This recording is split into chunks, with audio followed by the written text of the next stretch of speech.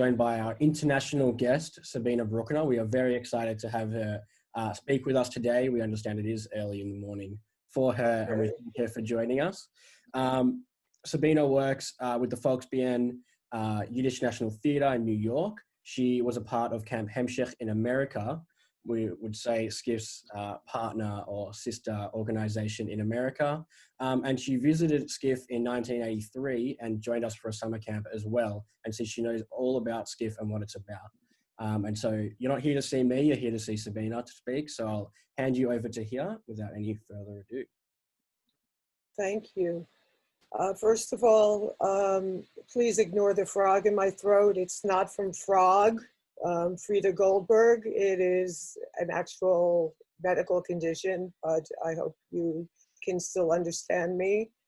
I want to explain the virtual background behind me is the mural that was painted on our casino or social hall in 1977. And it says Mir Kommen On, which was our camp song, which I know you sing during Olympiad. And we sang it as a camp twice a day. And it's meant to evoke the beginning of the film Mir Kommen On, the 1936 film that was made about the Medem Sanatorium in interwar Poland. And it was the basis of Camp Hemshech and SCIF camp was the Medem Sanatorium, where young Bundes children were taken out of the cities and brought to basically a rest retreat in the country. And they had programming and stuff that informed the programming that became Camp Hemshech and became SCIF in Melbourne. So if I can bend over, you can see it's just children coming down the hill, as you would have seen in that film. And it was painted by our arts and crafts counselor, Aiden Belsky, and one of his students, if you could say, Adel Schachter. I'm also wearing, if you can see, it's very hard to see, but I'm wearing my Camp Hemshech earrings. They're little falcons that I made in arts and crafts in about 1972. So these are almost 50 years old, and I have managed to keep them, even though I'm missing diamonds and gold jewelry, I still have my Hemshech falcons. I thought the best way for me to, since you've almost all been to SCIF camp, and I've been to SCIF camp, I thought the best way for me to talk about the differences would be to go through first the schedule of what a typical camp summer would be like, and then go through a typical camp day. And then we could talk about the differences between our organizations.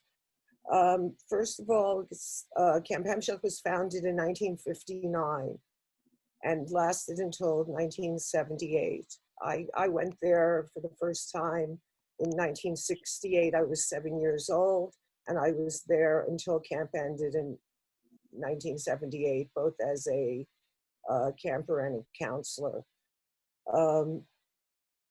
There were at times up to 200, maybe a little more campers. It was an 8-week session, which is unusual for Australia, but not unusual for American summer camps. You could come for the first half, the second half, or for both. Almost everybody stayed for both sessions. So it was a long time. It was fertile ground for what some people would call indoctrination, other people would call education about our values. But because it was 8 weeks long, we managed to do things that you wouldn't be able to do in a 2 or a 4-week session, as SCIF is able to do. So the course of the summer was we would arrive usually right before the 4th of July, which of course is a big holiday here in the United States. We would have a big 4th of July celebration. The second the second Wednesday of the second of the camp would be the beginning of what we called Hemshech Yada, which was an intra-camp competition where we were divided into two teams, one for each for a Yiddish writer. So you would have Edelstadt versus Rosenfeld, Shalom Aleichem versus Peretz, depending on the year. And each team was responsible for a Yiddish original song, an English original song, all sorts of artwork. We had to decorate the cafeteria, the Esszimmer, and put on a culture night about our writer, and have a campfire where we sang songs about or by that writer. So it was a very quick indoctrination, education into some of the Yiddish cultural heritage that we shared. After that, after Hemshech Yada, the next big thing was the visiting day play. The parents came on the third weekend of the summer to visit their kids because, God forbid, we didn't have enough to eat, and would come with food, and we would give them a play in Yiddish, usually almost always a musical. We were lucky we had some very talented musicians there, including Solomon Molotek, who's now the artistic director of my organization, the National Yiddish Theater Folk Sabina, who I know has just been in Melbourne doing fiddler casting. And those could be anything from, a Chassenen shtetl, where we would sing, a lot of folk songs, to putting on Hirschleckert, where we would have a whole play full of worker songs about the story of the Bundist hero Hirschleckert. Those plays would be off script, entirely in Yiddish, and put together in less than a week. So it was quite, and almost all of the campers took part in some way, whether they'd be in the chorus or they did the artwork for the backgrounds or did the lights or whatever, but almost everybody was involved in some way in the visiting day play. In terms of major other things that sort of structured the summer, I would say the next most important thing was the second to last Saturday of the camp season was what we call Ghetto Day, which Hordentug, I think in skiff parlance. And on Ghetto Day was a very solemn day. I forgot, well, I'll do Ghetto Day and then I'll go back. It was a solemn day dedicated to the memory of the 6 million. We would have discussions.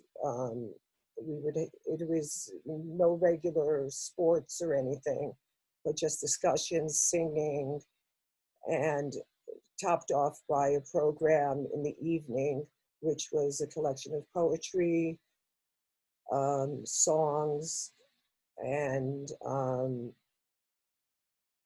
it was one of the most important days of the year.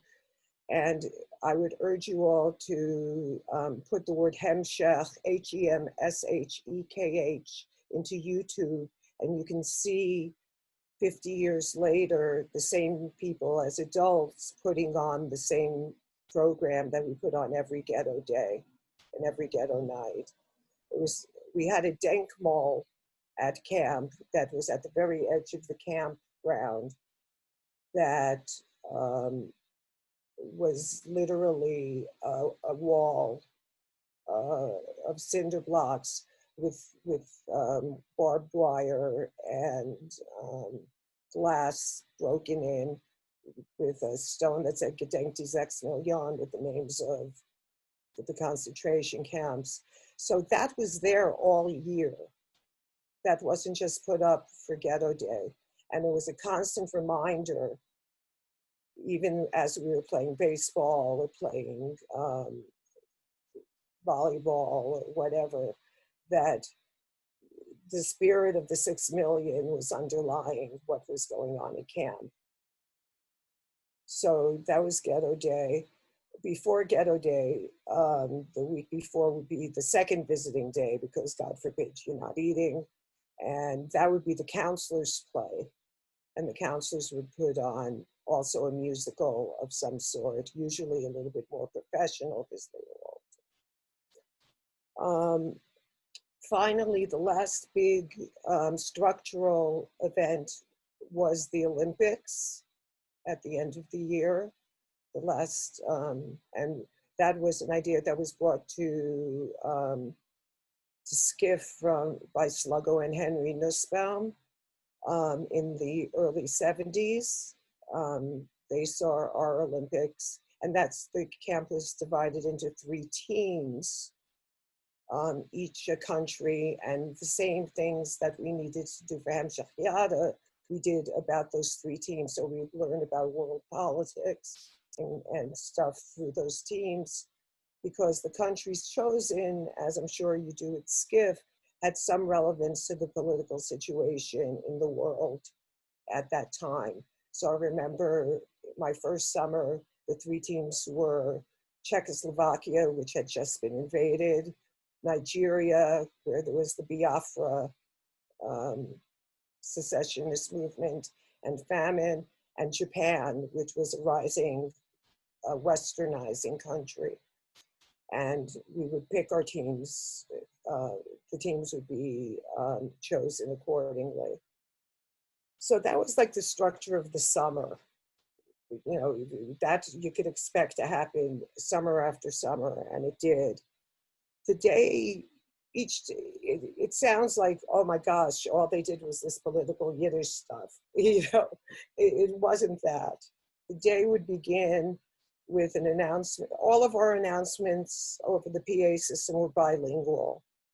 Attention, attention, and so on.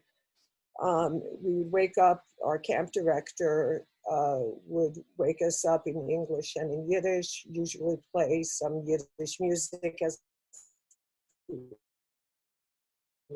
we had Primorgen Übungen, which were exercise, a little bit of calisthenics to get the blood moving. And then we'd move on to Chavishah Versammlung, which would be a gathering of camp. It's sort of like a Pell.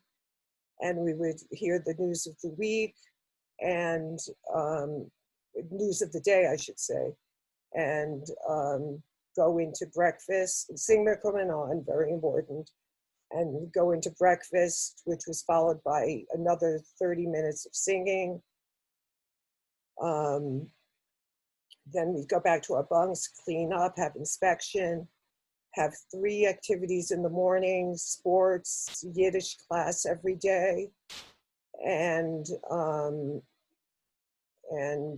arts and crafts, folk singing, folk dancing, swimming. We had a pool, so we could have swimming. The middle of the day was lunch, followed by rest hour, when we were supposed to write to our parents, which we never did. And in the evening, we would have another Chavishah Versammlung before dinner, sing Mir Kommen On, have dinner, have free play, and then a night activity. So it was a very full day, and it was really fun. We were broken up into bunks that were named after Bundist heroes, although we went by bunk Aleph, Beis, Gimel, Daled. You'd also be the Victor Alter Beidel or the Anne Frank Beidel. There was a lot, my time, I sort of bridged the gap between the generation that spoke Yiddish at home and the generation that didn't. So I was one of the younger people at camp who spoke Yiddish at home. Before me, most of the Hemshechisten were native Yiddish speakers. After that started changing in the 70s, and we became more and more English speaking, but with a great deal of Yiddish language and Yiddish culture put in. I'd like to talk a little bit about one of the great influences on Hemshech was in 1972 was the arrival of Sluggo and Henry to Hemshech, and they brought all sorts of vital energy and the energy of the skiff movement in Australia to New York. And most of that had to do with the fact that while we had this 8-week program in the summer, we didn't have any kind of follow-up program for the time, for the school year time. And Sluggo and Henry tried to change that. And we had, while they were here, it dwindled and eventually stopped. But we had a skiff program during the year. And, you know, they brought so much energy and so much vitality to camp at a time where it was starting to wane. So we're very grateful to that, to them for the Australification, I should say, of Camp Hemshech. And that's beyond just teaching us Rosie Rosa and a couple of other songs. We were able to feel connected to the world in Melbourne. And that included subsequent visits by Frida Goldberg, by Frog, by Michael Dembinski, by Alex Daffner. Hi, Frog. And they also brought great energy and new ideas to Camp Hemshech. I came to Melbourne in 1982, 1983 as part of a fellowship I did after college to study the continuation of Yiddish culture in different Jewish communities around the world. And I was often asked, well, what's the difference between Melbourne and New York? And my main difference was that Melbourne was a generation behind us. You have a post-World War II immigration in Melbourne. We had Hemshechisten came from a post-World War II immigration. The Greater Jewish Society was already greatly established in New York well before World War II. So the number of native Yiddish speakers in the larger society was very different. All of that was different. There are two other main differences between why I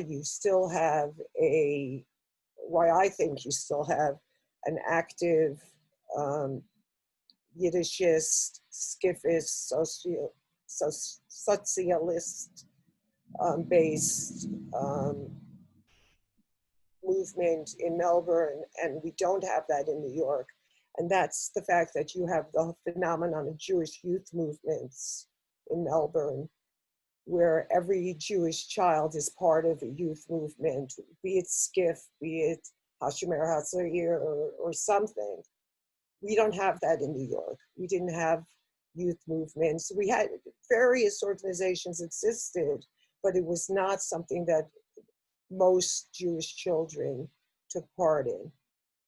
And so we didn't have year-round thing. You might have something if you were religious as part of a temple or temple group or something like that, but you didn't have this phenomenon of everybody being part of a Jewish youth movement.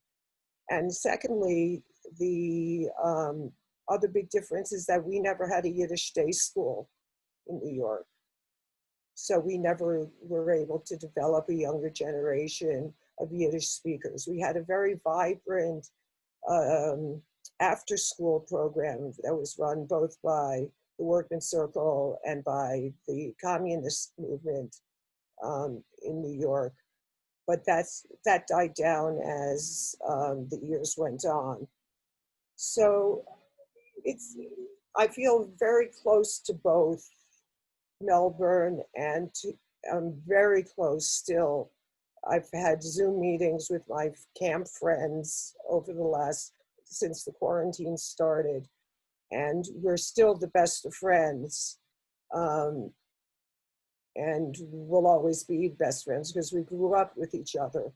I went to Hemshech for 11 years. I was not unusual. And when you're 17 years old, spending 11 summers in one place is a big part of your life. And I've managed to keep Yiddish a part of my life. I went off to law school, was a lawyer for a long time.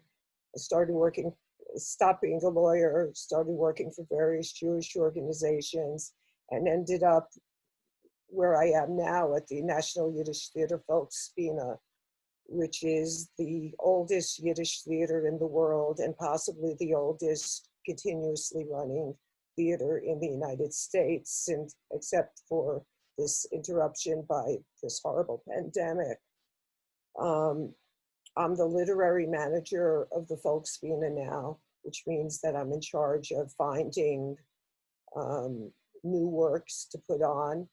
I have a series, hopefully, whenever our next seasons can start, of plays that have never been staged before by Yiddish women playwrights. I went through the entire history of the Volksbühne and found out, quite to my surprise, that we had never done a play written by a woman.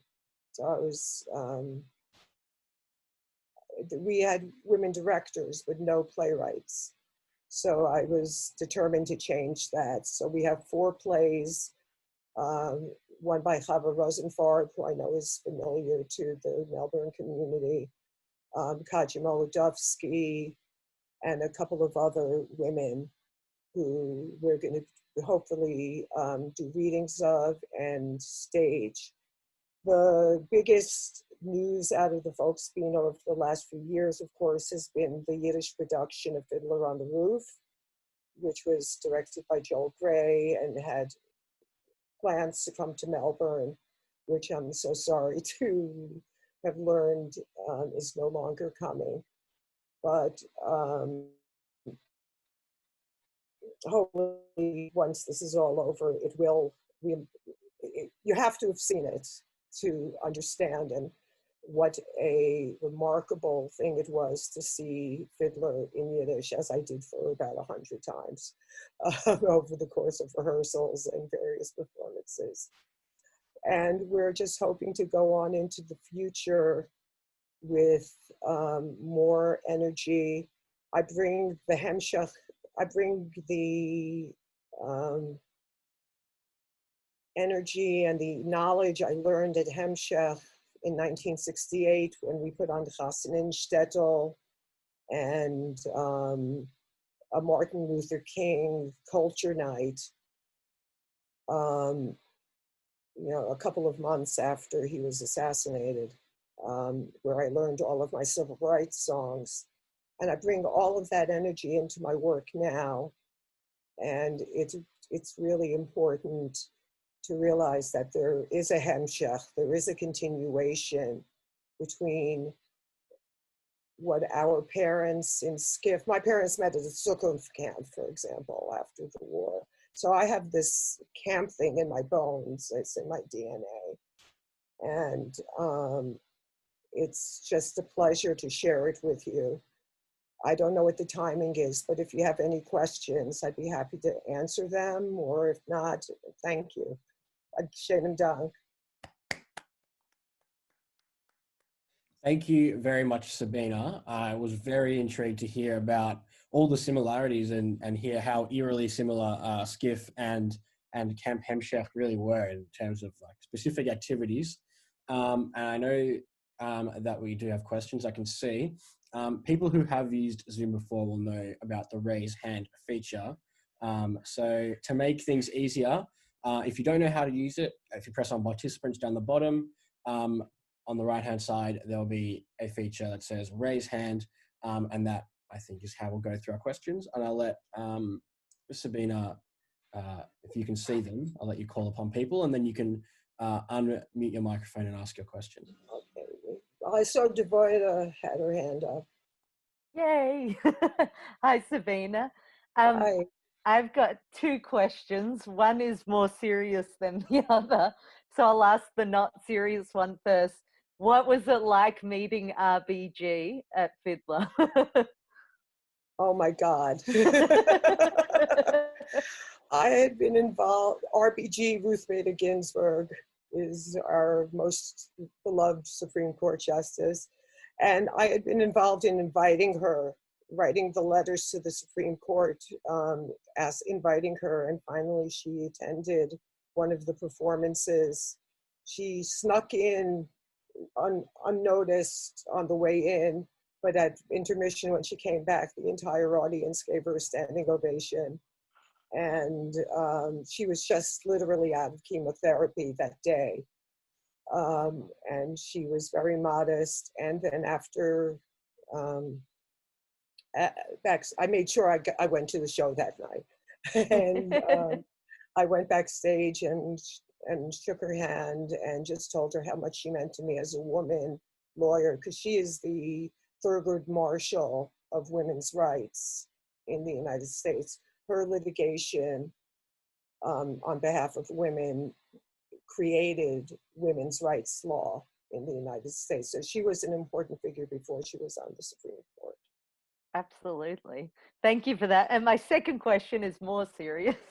Do you think that, I guess, the longevity of Hampshire was influenced by the wider American sort of capitalist society, which is less prevalent, like capitalism is a bit less prevalent here? It's a good question. I think so. Well, we definitely knew we were in the minority. You know, it was a big deal to say that you went to Jewish socialist summer camp. You know, it was a joke in a Woody Allen movie. You know, it was sort of a, you know, we knew we were literally flying against the wind in talking about our ideology. But in our own households, it didn't feel that way. You know, I came from what was considered for Hemshech a wealthier family. My mother was a doctor, which was pink collar work in Poland, but was white collar work in the United States. So we had a little bit more money than a lot of the people who went to camp, whose parents were tailors and tradespeople. And I think we did, within our house though, we were socialists. And I think that was the case for all of us. I don't think that the fact that Hemshech stopped in 1978 was a factor of you know, the capitalist surroundings as much as it was a change of demographics. We had fewer and fewer native Yiddish speakers. We had fewer and fewer people whose parents were born outside the United States. We had more and more Russian immigrants who didn't have a tie to our ideology at all coming to camp. And it was starting to wane. I would have to really think about how much of it has to do with the fact that we're not a social democratic country. And I know that for myself, the fact that I was a socialist made me so weird, especially, you know, as I was growing up as a college student during the Reagan years. You know, it really made me, but I went to a really, you know, fancy schmancy liberal artsy college that thought socialism was cool. So, you know, it was balanced in different ways. But I have to give that some more thought. I'll let you know. Any other questions? Yep, I believe Praise that was all. all. Doug, you touched on this a little bit before. You mentioned all the work that you've been doing since finishing your law career, your legal career, and working in the Jewish community, and in particular for Yiddish, and now with Volksbühne. You mentioned also before Zalma Molotek, who is obviously also involved with Volksbühne and very accomplished as a musician and composer and etc. You mentioned the Ghetto Denkmal before, and I believe also the person who created the Denkmal went on to become a very accomplished artist. Yes. Yes. Yes, the arts and crafts teacher at Hemshech before my time, but who created the mosaic that became part of the Denkmal, was Daniel Liebeskind, the world famous architect, who did the master plan for the World Trade Center reconstruction and the Holocaust Museum in Berlin. Yeah, so I wonder, I mean, it seems to me, and I think we see this with Skiff in Melbourne as well, but I think particularly creatively, there seems to be a lot of people who came out of Camp Hemshech. I didn't even talk about the Schechtels, for example, obviously working with the Vollvelts and Yiddish Liga and so on. There seem to be a lot of people who came out of Camp Hemshech who are continuing to create Jewishly and also in general as well, and with Yiddish as well. So I wonder, is there something that you think in Camp Hemshech particularly encouraged that pathway in life? Is it that you just think this is something that happened to happen to these people who happened to go to Camp Hemshech? Well, I would say a couple of things. Number one, we had opportunity. Okay, I was in a bunk that had 5 people who went on to be singers professionally, yet I got to be in every play, and I'm no singer. And there was a lot of creativity, a lot of opportunity to do stuff in Yiddish. A lot of people went on from Hemshech and went into the Yiddish school system after school. And I learned to read and write Yiddish at Hemshech. I was at home, but I didn't read or write Hemshech. Didn't read or write Yiddish. And you know, my aunt is still illiterate in reading and writing Yiddish. I wouldn't have had that opportunity if it weren't for the Yiddish classes that I had 3 or 4, sometimes even 7 days a week at Hemshech and Hemshech Yada. So I got a real inculcation, we got a real inculcation into the richness of Yiddish culture. And it became our major way of expressing our Judaism, I think, in a lot of cases. Not to say there aren't some Lubavitcher Hasidim now who went to Hemshech, not to say that there aren't people who are very active in their shuls, but there is there was a way of creating identity. You felt good about being Jewish when you went to Hemshech. You felt good about your friends. You weren't, it wasn't like your parents' thing. It was your thing. And I think that creativity was important. I think there was certainly more pressure from parents to become doctors and lawyers than to become Yiddish tours in our circles. I mean, I don't think that there was something about Hemshech that you know, got us away from the you know, the typical pressure of immigrant parents for their children. You know, my sister's a doctor, you know, I'm a lawyer. My brother does arts, does video stuff. But he was like the outlier. And I always felt a pull back. It was like The Godfather too. Just when I thought it was out, they pulled me back in to Yiddish. And it's just always been a part of the root part of my identity. I think that's the case for all of the people that you mentioned, Raizel. Zalman Lotek had a conversation with Leonard Bernstein about what he should do with his life. And Leonard Bernstein said, "You're the only person who can do this. Everyone else, there are lots of people who can conduct an orchestra, but you're the only one who has the musical knowledge and has the background to do what you can for Yiddish music." And that affected him. And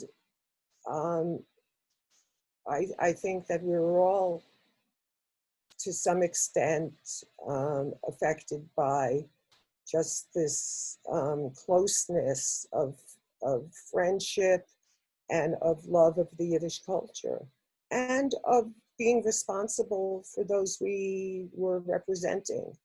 I mean, the ghetto night thing as a child was something I took very personally.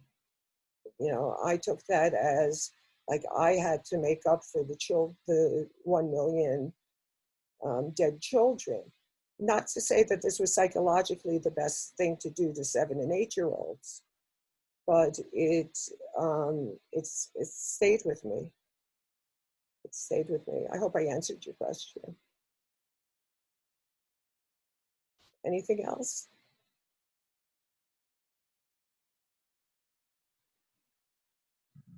Sabina, Yes. you can't see me, but hopefully you can hear me.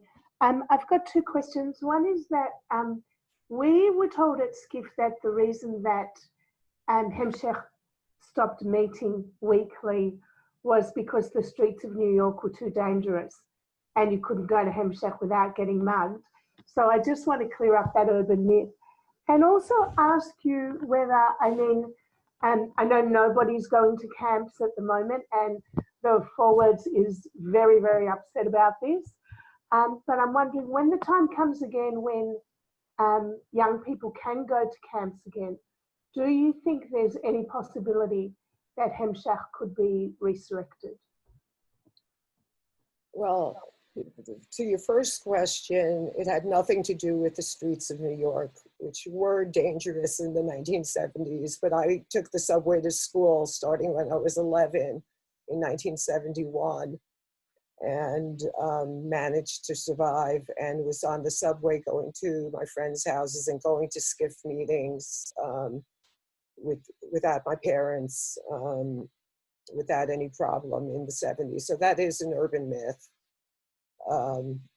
We didn't have anyone organizing us once Sluggo and Henry went back to Australia, and we unfortunately didn't have a strong enough structure to continue SCIF during the year as a result. As to the second question, we always talk about reforming SCIF, especially reforming Hemshech, especially when we have the kind of reunions that you could see on that YouTube video of the Warsaw Ghetto commemoration. When we all get together and have our reunions, we all talk about it. You know, it's sad to say, but almost, you know, my friend, I'm from the younger generation of Hemshechists, and we have grandchildren already. We skipped a generation already. I don't think that we would be able to create a Camp Hemshech in the same way. And I don't think in this society, in, you know, Trump's America is not going to be able to support a socialist a new socialist summer camp, Camp Kinderland, which is a leftist camp with Yiddishist roots, still exists, and unfortunately their season has been canceled because of COVID. But many Hemshech parents, Hemshechisten who are parents, did send their kids to Kinderland, which still exists. But I think it would be very difficult for all sorts of reasons. Just as a lawyer, the liability issues involved in having a camp now are very different than they were in the 60s and 70s. We had hardly any adult supervision at all. We had like one adult and a bunch of not necessarily all in their right mind counselors who were 16, 17, 18, 19. So, and you remember in 1969, all of a sudden 4 counselors were gone because there was a little music festival down the road called Woodstock, and they decided to go to that instead of being camp counselors anymore. They were fired, but they made it to Woodstock. I was 8, I did not, but I wish I had. Your sister took me there one day just to show me where it was. Oh, really? Yeah, when we had a day off camp when I was there. Oh, Can I just make a quick comment? I'm sorry, we might be running out of time, but I think it's also a function of how different Melbourne and Australian society is to American society. When Right. we go off to college, we might go to the next suburb, or it's a long way if one of us, for those of you who are Melbourneites, want to go to La Trobe University compared to Monash University. We're talking about an hour's drive from home compared to a 40-minute drive from home. So we aren't as dislocated from each other. So those of us who went to SCIF lived either within a tram ride or even on the other side of town. We got, again, it was a half-hour drive or whatever. And we would go to camps and we would see each other during the week and we would see each other on Sundays. And when we went off to university, we very rarely in Australia do you leave the city, let alone the country, to go off to do your university studies. So the connection stays, and the Sunday SCIF and the camp, it's a lot easier, I think, to maintain than it is in a society where at 17 or 18, when we're becoming health or in your case counsellors, you start going from, say, New York out across the country for 4 to 6 years to do your studies. So it's different. And as you said before, when you came to Melbourne, you thought we were a generation behind. I remember coming to Camp Hemshech and thinking, wow, there are bunks and an indoor bathroom, instead of tents and having to walk and having a hole in the shower, like it was just. And in fact, when my kids started going to SCIF camp, I was delighted that they were in bunks and cabins and not in tents that leaked when it rained. So yeah, I mean, I think a lot of it is to do with the way our societies are structured, the way our Jewish community is structured, and we did have a very strong post-war Bundesskifist community, but we also, outside of that, had a strong Yiddish-speaking community. So there are quite a lot of Holocaust survivors who came here whose children actually went to Habanim or Hashamer. And I always laughed when our kids, when they had Grandparents' Day at all the Frum schools, or they always sang Yiddish songs. And yet they would kind of bag us for, maintaining our Yiddish. But whenever they had Grandparents' Day at the Mizrahi school, they would, roll out the Yiddish songs. So, our societies are structured. I think our camps reflected that. When I was there, I was amazed at the professionalism of the music program that you referred to, and I'm not surprised they became professional musicians. We sang our songs around the campfire, it was a different thing. So when Sluggo and Nudie came back and brought Olympiad, it was just eye-opening for us. It was fabulous. So yeah, there was a lot of great cultural exchange, but we were in very different stages of our Jewishness, I guess, and our general society and the way we live our lives. I think that's right. That's very true.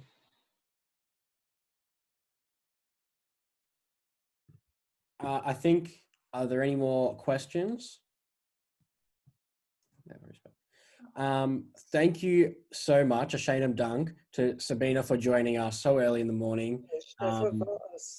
I know that I learned something, and I'm amazed at how similar that Skiff and Hemshech was, and maybe we have a little bit to learn from Hemshech in their music programs and art programs, because they sound incredible. So I'd like to say Ashainam Dunk again to Sabina.